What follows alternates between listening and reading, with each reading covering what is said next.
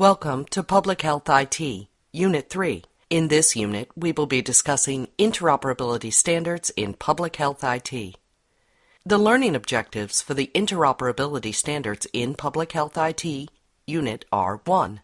Explain and describe the meaningful use and MIPS Advancing Care Public Health objective. 2. Describe the public health engagement process required for meaningful use compliance. 3. Know the ONC certified capabilities of EHRs that support public health capabilities. And 4. List and discuss the public health IT standards used for meaningful use and MIPS Advancing Care Public Health objectives, or referred to in the ONC Standards Advisory. In this lecture, we will introduce the public health objective in the EHR incentive program, otherwise known as meaningful use, and in the merit-based incentive payment system programs. We will review each type of public health electronic reporting contained within the objective. One of the initiatives of the EHR incentive program, or meaningful use, was to have EHRs electronically communicate with public health authorities so that the information collected could be used for public health monitoring and to improve the health of the public. Initially, immunizations, syndromic surveillance, and reportable lab results were communicated. The list expanded with each stage and eventually included communication to specialized registries supported by public health organizations, as well as private registries. The new MIPS regulation includes the same public health objective. The communication between EHRs and public health authorities is done using interoperability standards, such as HL7 version 2 and Clinical Document Architecture, or CDA, and terminology standards such as LOINC for lab results and NDC codes for immunizations. Starting in Meaningful Use Stage 3, the public health authorities can be electronically queried by EHRs for a complete immunization history and forecast on a patient to guide them in making immunization decisions. This type of bidirectional use of the information collected would allow healthcare providers to more rapidly benefit from the public health and clinical data registry sources. This change from unidirectional to bidirectional communication provides advanced interoperability. Ultimately, bidirectional communication with public health and clinical data registries could allow for clinicians to have a more complete view of a specific patient across the care continuum. It might also allow them to receive recommendations based on knowledge gained from the analysis of data collected on patients as a whole. Through the efforts of the Meaningful Use Program, EHRs now electronically send immunizations, syndromic surveillance, and reportable results to public health authorities throughout the United States. Other interfaces have been built to communicate specific disease information, such as cancer cases or other information of interest to public health authorities, such as electronic case reporting, healthcare-associated infections, and others. The next set of slides will describe the types most commonly communicated electronically. Reporting immunization information to a local public health authority has been part of the Meaningful Use Program since Stage 1.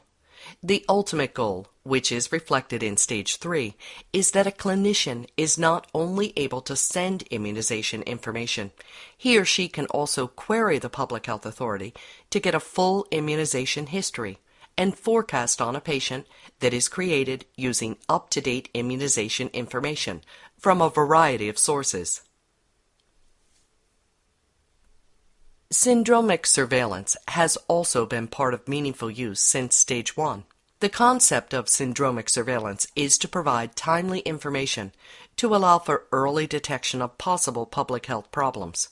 For inpatient, emergency, and urgent care, this means reporting on every single admission and discharge so that surveillance can be done on the reasons for admission and the diagnosis on discharge across a public health jurisdiction, and patterns can be detected, such as a rise in the number of Zika cases. It is also possible for a public health authority to conduct syndromic surveillance on non-urgent ambulatory care. However, there is currently no standard widely adopted to support the non-urgent case. In this case, it does not make sense to report every visit because there are so many, and many are not of a serious nature.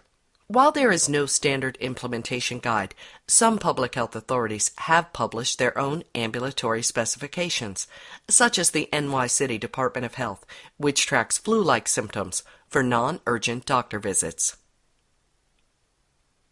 Public health authorities regularly determine what hospital lab results they want to monitor abnormal results on across their jurisdiction. For example, the list most likely contains tuberculosis. When a lab test on the reportable lab results list has an abnormal value, it is reported to the public health authority. Another type of data electronically reported is electronic case reporting.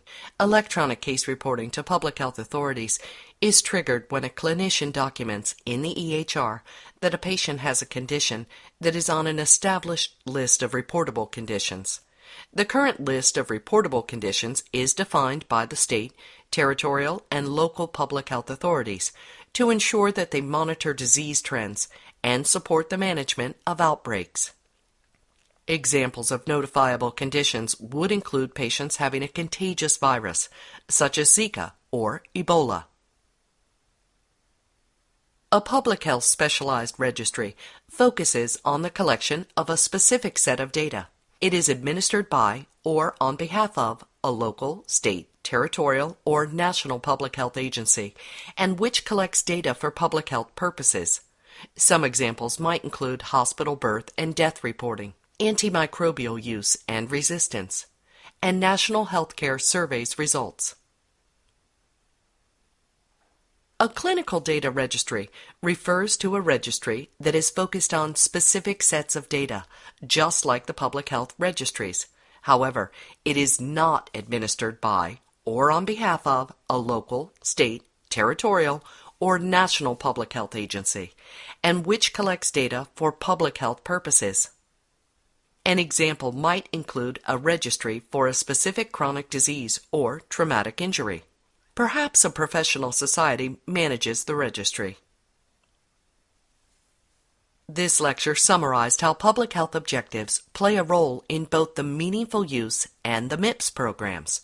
It also described the different types of information being electronically reported, which includes immunizations, syndromic surveillance, reportable results, notifiable conditions otherwise known as case reporting, and information for public and non-public registries, such as cancer case information and healthcare surveys.